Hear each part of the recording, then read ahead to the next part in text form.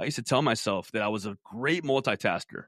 And I realized that that was a lie because your energy, your attention cannot be divided on 5 different things. So now I made sure that things do not overlap on my calendar. I made sure that I am present in whatever moment I am in. Why? Because I have systems, because I have boundaries in place.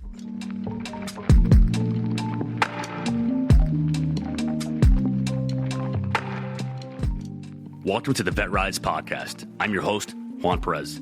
My goal is to make success after service accessible to every veteran in society. I believe in the power of leveraging your service, not as a label that defines you, but as a launching pad for your next chapter. What we have been doing has not been working, and it's on us to start changing the culture. Enjoy the episode, and thank you for your time. Whether you're a veteran or not, whether you were in the Army, the Navy, whether you're in or out, or whether you run your own business, this applies. This applies because we have been taught and raised and have been in cultures that tell us that what it means to get ahead in life is to be the busiest that you can be. Because for the longest, we have been sold this idea of that to be productive, to get ahead in life, we have to be doing more. And that when we rest, people look at us and they judge us as if we are not doing enough. And this applies directly for me today. This applies directly for me today because today I had to take a step back. I had to pause. I had to cancel a team meeting that we had this morning because I woke up with heavy congestion. And it doesn't mean that I completely let my day go. It means I asked myself, what is the thing that's going to help me get ahead for this day effectively? It doesn't mean that I lay in bed all day. It doesn't mean that I tell myself that I'm failing. It doesn't mean that it was a bad day. It was not a bad day. So what it means is that today was just a day of adjustment. Today was just a day where I had to do stuff a little bit differently. When I first got out of the Marines, I had this idea that in order for me to get ahead in life, I had to do more than everybody else. I had to be the first one there. I had to be the last one to leave. I had to be the one that had the answer. I had to be the one that found out the answer. And I thought the answer to everything was just to work harder.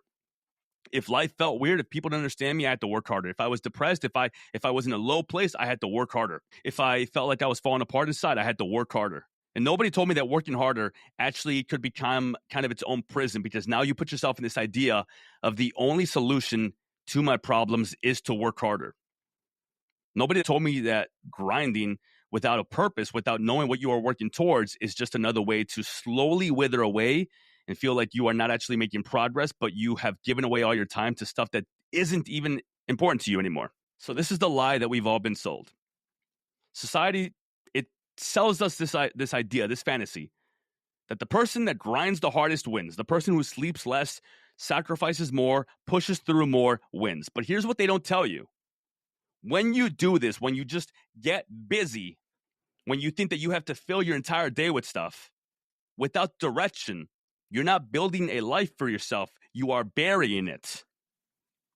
True clarity in what you want to do in life means slowing down and asking yourself, is this something that still aligns with what I'm trying to build in my life? Is this something that I actually want to do?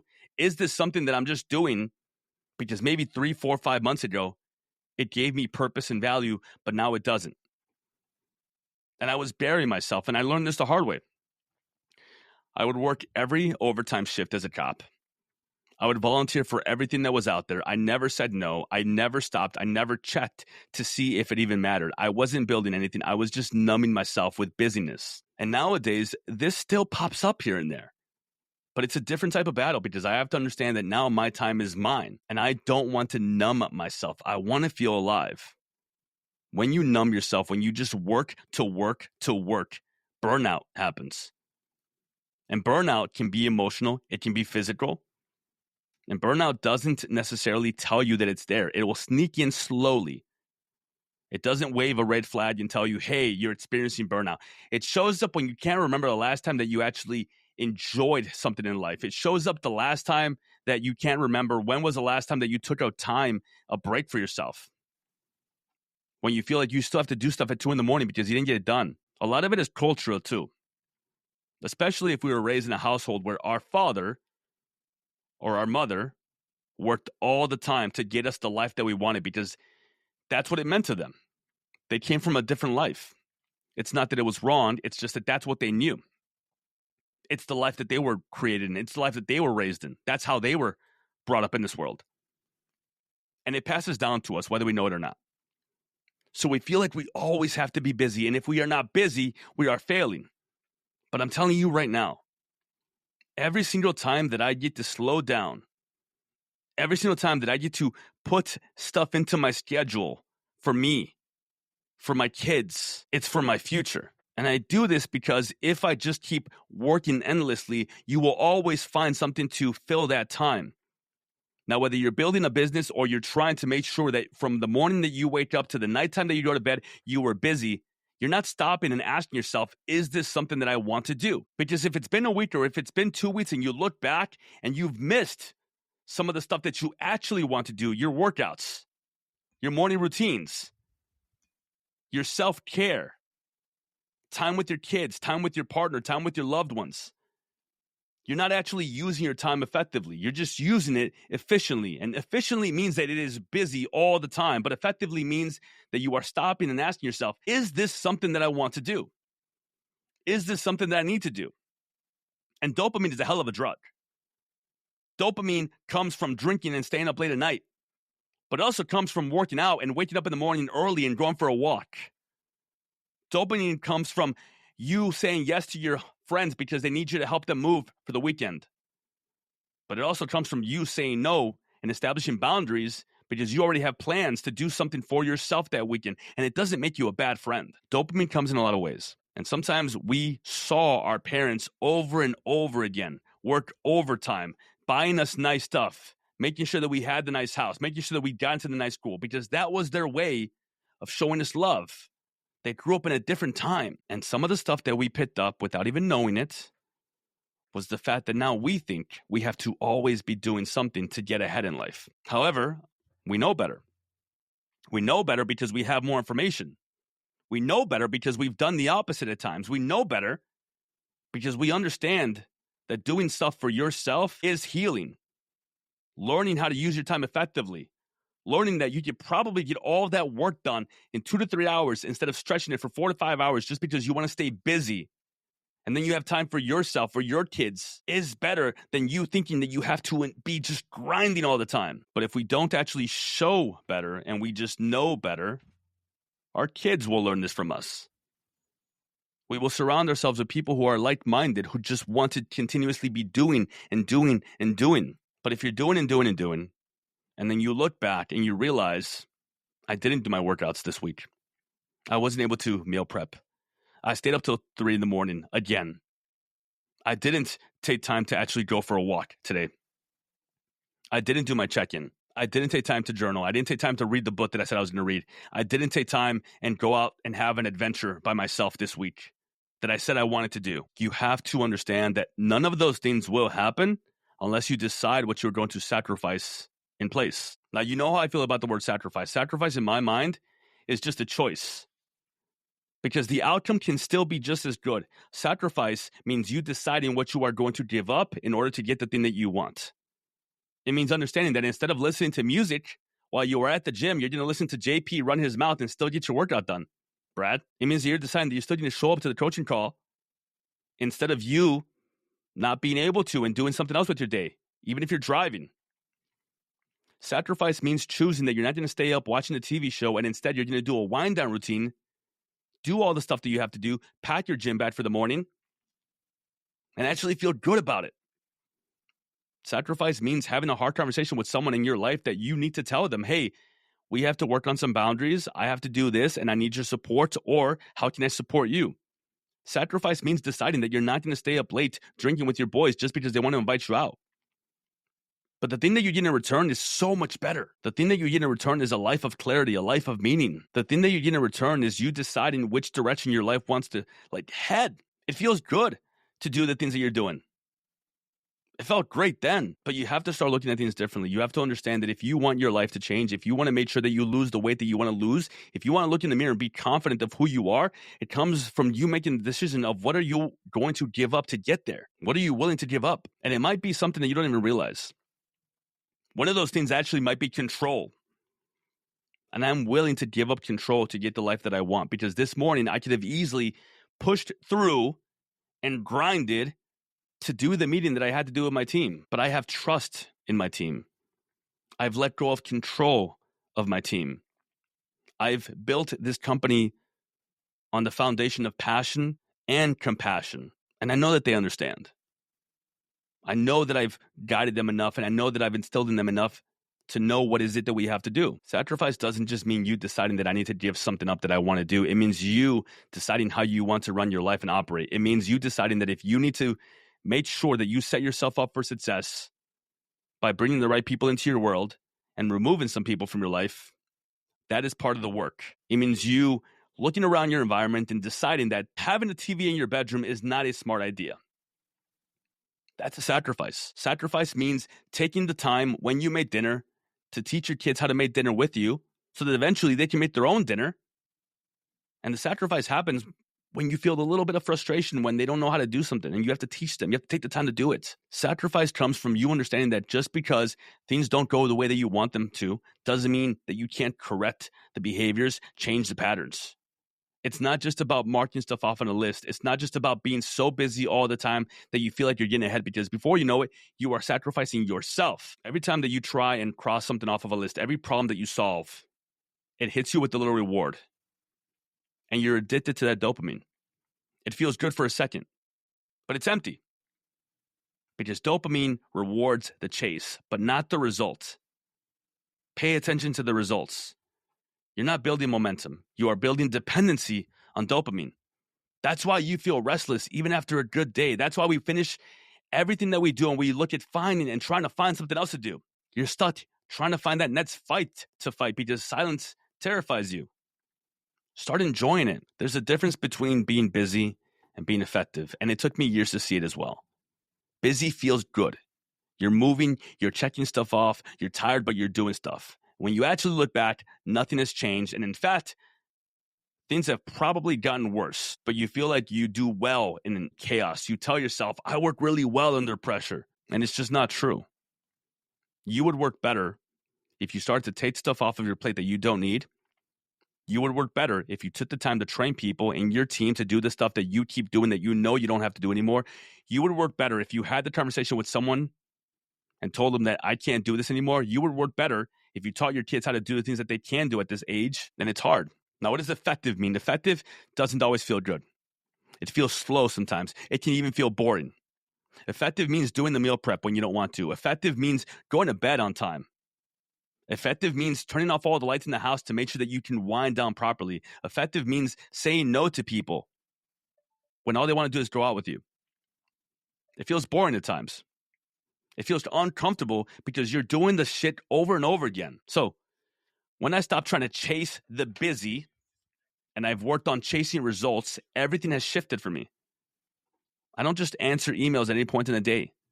I don't answer messages at any point in the day. I build systems so I answer them and I reply to them when I tell myself I'm going to. I don't try to find more hours in my day to work. I build systems to make sure that everything gets taken care of. When you work effectively, you start stacking wins that actually mean something. It's not the fake, busy dopamine. It is real life momentum. And here's something else I want you guys to understand. It's not about telling yourself that you love yourself. You have to actually show yourself that you love yourself. And to me, showing myself that I love myself is going to bed when I say I'm going to go to bed. Showing myself that I love myself is truly believing in myself and then following through with what I said I was going to do. Emotions happen. We respond or we react. When your emotions run high because of an argument you had, or because something is stressful, or because your finances are not in line, you have to stop and ask yourself, what did I do to get here? Am I not paying attention to my numbers? Am I not actually budgeting throughout the month? Am I continuously allowing someone into my life that I no longer want to have in my life? Do I keep answering this phone call when in reality, it just needs to go to voicemail?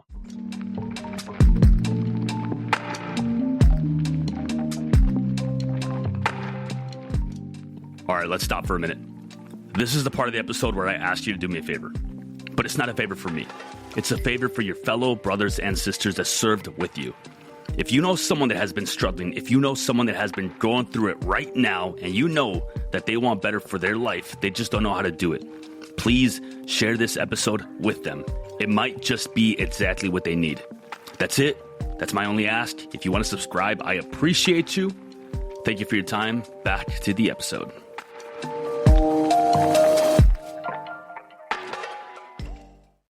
Am I staying up late because I don't take care of myself throughout the day, so therefore I'm chasing dopamine late at night? Going to bed early even when nobody is making you. Eating clean food even when it's easier to grab fast food. Saying no to things that drain your energy even if they pay you in time and effort, and feeling joy. These things are the things that actually matter.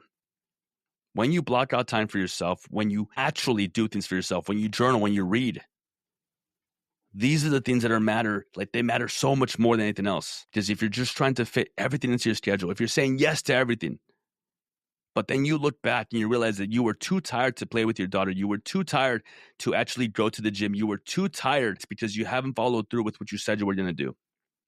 That is how we lose confidence. Confidence doesn't go away overnight. It goes away when you have your weekend reflection and you look back and you realize that you didn't follow through with what you said you were going to do. Confidence goes away when you look back and you realize that you still have that person in your life that you said was not a benefit to you anymore, but you're still allowing it to happen. Confidence goes away when you don't actually follow through with what you said you were going to do. Now, how do you think we build confidence? It's the flip side of that. Confidence doesn't just come from yelling positive affirmations in the mirror. Confidence comes from having a stack of undeniable evidence behind you that says that you did what you were going to do. It comes from waking up one day and feeling sick and deciding, what can I still do today even though I'm not feeling great? Confidence comes from deciding that you are going to put your workouts on your calendar, follow through with them, do the workouts, and realize that when you leave the gym, you feel better than when you got there. Confidence comes from you telling yourself that I'm going to clean my room this weekend and I'm going to make sure that I do this or that and make time for myself. And then you actually do it and you realize that you feel better after. Now, you can listen to this. It can make you feel good. You can tell yourself, this is what I need. This is what I want. But then we don't do anything because this is dopamine right now.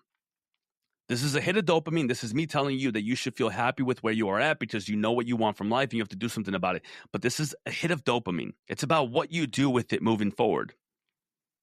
It's about what you take away from this and about what you change. Because every time that you point your finger at someone or something in your life that they are the reason why you are unhappy, you're giving away your power. You are pointing at someone or something that is controlling you. It is all on you. Everything. And you might tell me, well, coach, that's just not true. I have this job that I don't like, or I have a situation that I am in, this or that. At some point in your life, you made a decision that got you there. And now you might tell me, it's not my fault, this was out of my control. Maybe that's true, but it's your responsibility to change it. Whatever situation you find yourself in that you want to change it. Promise you it is doable. There's a plan for everything. If you want to get that certification, all it takes is all you got. Become confident by actually doing the work. If you want to get a certification and you have not been scheduling time to study, you're not going to magically study one day.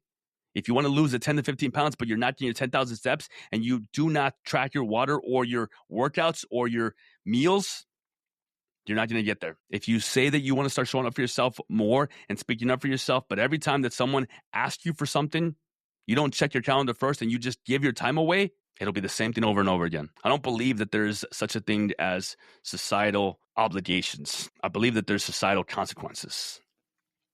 So societal obligation is that someone invites you out to something and you feel like you have a societal obligation to say yes. I don't think that's true. I think that what happens is you make a decision of whether or not you actually want to do it.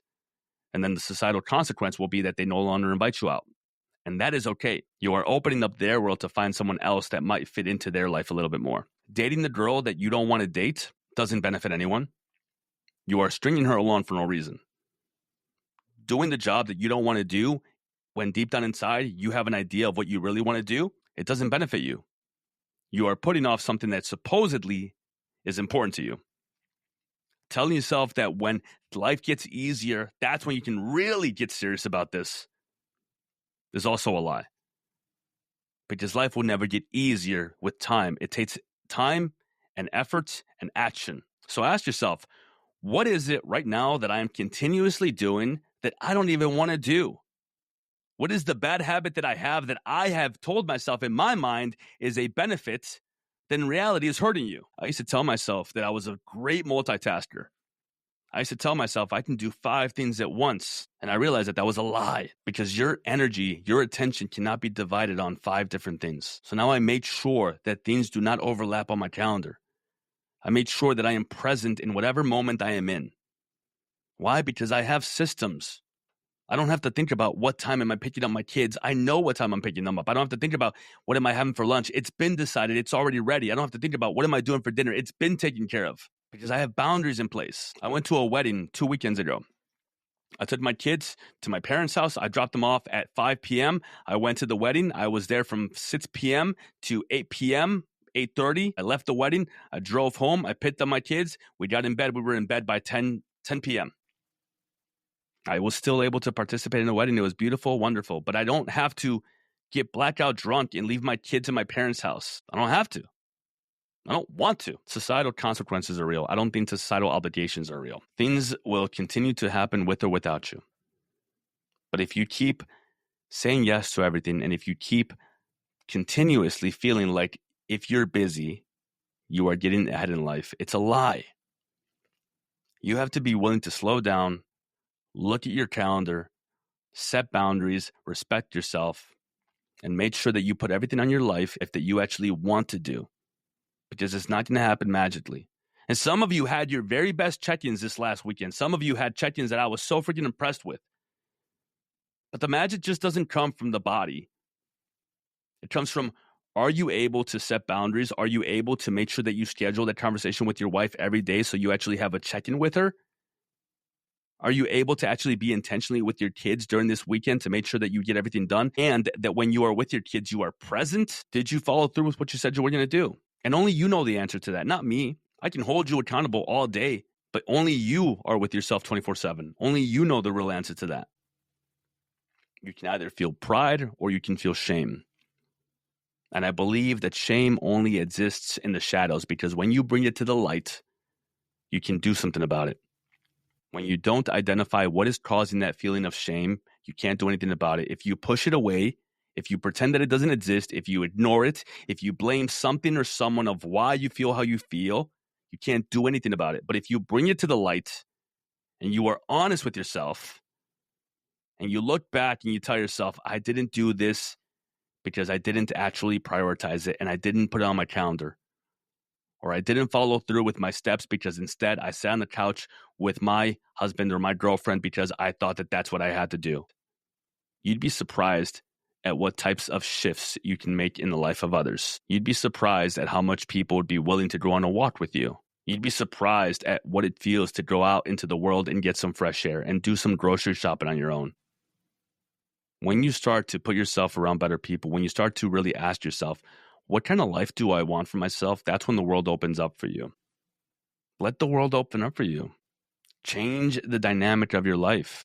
Be willing to set those boundaries. Be willing to learn what it means to work effectively. Be willing to put stuff on your calendar and respect it. Because when you look back on your calendar and you realize that you are burnt out because you didn't properly schedule stuff, when you look back on your calendar and you realize that everyone and everything gets more attention in your life than you are the only one that can change that. Nobody else can. Nobody else can read your mind. And when you give and you give and you give and you have established this baseline of, oh, well, Brad, he's the go-to guy. Everyone can go to Brad. People will continue to go to Brad. Become the person that can teach other people to do for themselves. When you're the go-to guy for everything, it feels good. It's a dopamine hit. When you're the person in the family that everybody goes to because, oh, well, she'll handle it. It's not going to change. You've enabled people to be willing to go to you because you're the problem solver. And again, it feels good until it doesn't. You are not loving yourself by giving and giving and giving. You are abandoning yourself. And sometimes it feels so uncomfortable to sit in that silence and ask yourself, is this the life that I want for myself? Because when you are on the move all the time, when you are busy from morning to night and you're not stopping, you can tell yourself, oh, today was a busy day. Oh, I got so much done. What about you? Did you do what you said you were going to do? Because if not, on Thursday, your week will come crashing down and you look back and you're like, oh, it's just been a hard week for me. Choose the hard. We've all heard this one before. You choose your hard. And telling someone that, no, I can't make it to this event without a reason is hard. But telling yourself that, no, you can't actually do all your workouts this week, and this week you're actually not going to be able to do what you said you were going to do, and this week you don't have time for your kids is even harder. Because that type of hard compounds even more and more and more, because the things that are at stake are so much more important than one or two person's feelings in your life. We look back on our life and we realize that we have been just busy and busy and busy. I want you to be able to look forward in life and realize that you can decide what you do with your time. And you guys know how I feel about the calendar. It is a tool. And I want all of you to understand that when you do not follow your calendar, when you turn off all your notifications, it's because you don't have good boundaries with yourself. It's because there's too many notifications on your phone and it overwhelms you. It's because you don't realize that having that paper calendar, but then leaving it at home is not useful. Because you don't realize that having an actual calendar on your phone, and when the notification pops up, that it means something. It is your check-in with yourself of what you are going to do is so much more important than you trying to just fill your life with stuff. And don't get me wrong, there has to be adjustments, absolutely. But they have to be intentional. They have to be intentional. And I made intentional adjustments today. And I don't feel bad about it at all. Why? Because I could have easily just pushed through. I'm sick, but I'm going to show up anyway. I could have done all the stuff that I said I was going to do today. But at the end of the day, because I have boundaries, because I actually love myself and I show myself that, I did the things that benefit me. I did the cold shower. I still got some work done. I went for a walk. I got some fresh air. I still ate the food that I wanted to eat, the healthy foods. I still hopped in my own sauna here for 30 minutes. And because of that, I feel a lot better. Not just physically, but emotionally. I don't feel drained. I don't feel like I lost my day. But it was intentional. It was by choice. So you have to ask yourself, what am I actually building? Am I proud of the hard work, or am I just doing it to feel busy because then I can ignore the actual problems that I have in my life? Because if you are grinding and you are just burning out, if you are grinding and you are just feeling better, if you are grinding yourself down and down and down, before you know it, you are going to be worse off than you were before. That is not ambition. That is you continuously self-sabotaging. And society will cheer you on the whole way, telling you that you're killing it, telling you that you're inspirational. But when you crash, when you fall apart, when you have nothing left to give, they won't be there. You will be the one picking up the pieces alone. That's why you have to question everything you've been taught about grinding. That's why you have to question everything that your parents taught you. You're not here to just be busy. You are here to build a life that actually means something to you. I'll leave you with this. Some of the lessons that I had to learn the hard way. Effective work beats busy work every time. Dopamine is a trap. Don't chase the high. Don't chase the feelings. Chase real growth and real change. The self-love that you do for yourself sometimes can be boring. It can be repetitive. It is unsexy work, and nobody claps for it. But it saves your life. Hard work matters, but only when it's aimed at something worth doing in the moment. Be intentional. Work your ass off, but work your ass off the right way, when you have agreed to it because of you understanding the time that you have. Or you're going to wake up one day and realize that you traded your whole life for a feeling that doesn't last. You don't win by grinding yourself into the ground. You win by building a life that you don't have to recover from. That is the mission. Thank you for your time.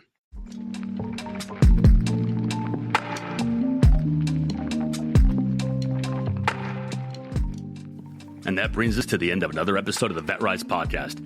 If today's episode inspired you, made you think, or simply gave you hope, I have a small favor to ask. Share it with just one veteran or someone you think could benefit from my message. Your share could light a spark for them. You don't know who you might save. For more insights and to join our mission, follow my socials at JP, the Veteran Coach, and explore how we can rise together. Thank you for joining us, for being part of this journey, and for believing in the power of rising together. Until next time, keep pushing forward, keep rising, and never forget that we are stronger together. My name is Juan Perez, and thank you for your time.